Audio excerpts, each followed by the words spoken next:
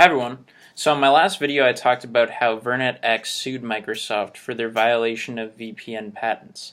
And I also commented on how I thought it was interesting that most of these cases have been handled in East Texas, more specifically in Tyler, Texas. And all of these cases have been awarding massive payouts.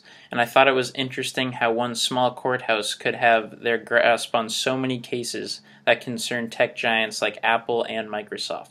So after doing a little research, I immediately found that Tyler, Texas is known to be favorable for plaintiffs.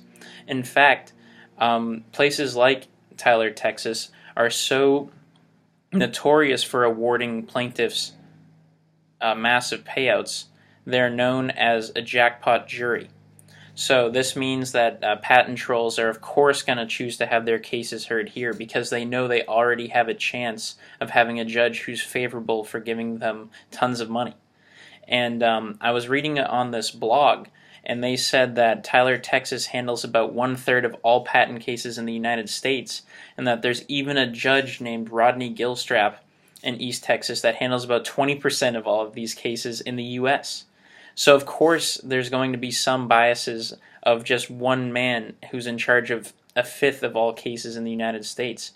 And this has obviously gotten a lot of attention, and there's actually an act right now that's been passed by the House of Representatives called the Innovation Act. And this is meant, to get rid of these problems that are so apparent in patent lawsuits. And something that I can't believe is that these biases are so well known that there's a group called Tyler for Tech, which actually advertises for this courthouse for plaintiffs to come and try their cases there. And I think that's a grievous violation of the law, and that companies that have been forced to have these massive payouts to these patent trolls in Tyler, Texas, they should be entitled to a retrial in a non-biased court, because you can't set a precedent that as long as you go to a favorable courthouse, you're going to win, even if your patents aren't actually being violated. I mean, I think that's crazy.